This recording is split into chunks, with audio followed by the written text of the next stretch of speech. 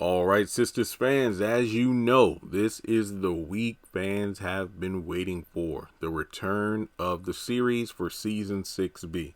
Now, you already know what my attitude towards Season 6 has been the entire run. Essentially, I'm just making it through Season 6 to get to the promised land that is Season 7, with new writers and whatnot taking the show in another direction, introducing new characters, and unfortunately getting rid of older characters.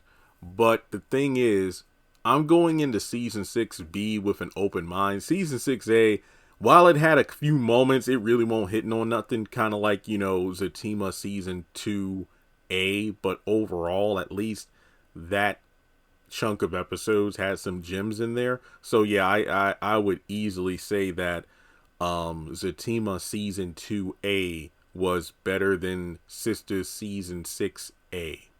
But of course, what makes Season 6B kind of, I'm wary about it, just like with the Oval.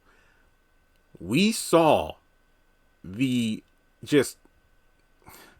stellar increase in quality from the writing and acting during Zatima Season 2B that I feel like it's going to heavily outshine what's coming up in Sistas Season 6B, but we do know a lot of new characters are coming in during this part of the season.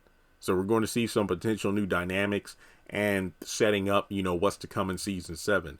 So I feel like I don't know if I'm going to I don't want to say pull my punches, Remember back when I was only doing the haves and the have-nots, and then I think for the first time they had a 6-month hiatus instead of like a 4-month one? Because I remember it was a huge deal. I'm like, wait, the haves and the have-nots is done in like June or July, but we're not getting any more episodes until the next year. And then I'm like, okay, well, if I want to keep, doing YouTube full time or whatnot, I gotta add some more shows to my roster. Then I started watching Ambitions and Greenleaf and If Loving You Is Wrong, and just a multitude of other shows. And I'm like, wow, so there are non-Tyler Perry shows out there with great writing. So by the time the haves and the have-nots did come back, I'm like, hey guys, I've left my hometown, so to speak, and I've traveled to other places, aka other shows. And based on the quality of some of these shows that are in there, either first season or 4 seasons, haves and have-nots is about to get in like Season 6 or 7. So, I'm going to be calling out stuff. And then I remember going back to review the show. But a lot of people, man, I remember when you used to be, energetic and happy, not so negative and whatnot. I'm unsubscribing. I'm like, it's because I got a taste of what good writing and acting feels like. So I'm going to call it out where I see it, because look, hey Tyler, it's like over 100 and something episodes. There are some things that just won't slide anymore.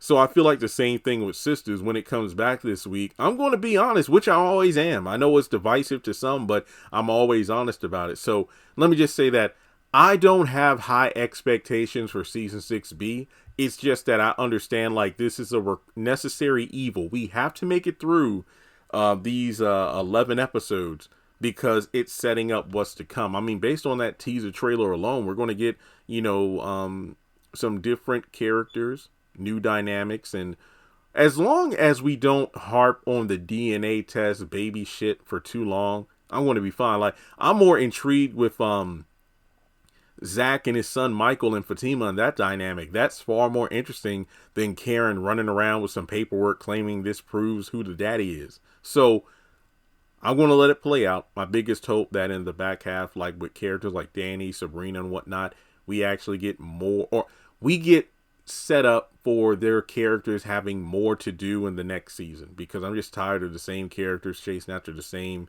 man or woman, and it's just a mess. So what do you think? Are you just excited that the show's coming back? I know BET is, because their ratings, they need them. So let's talk about it more in the comment section below. Like and subscribe, and I'll catch you in the next one.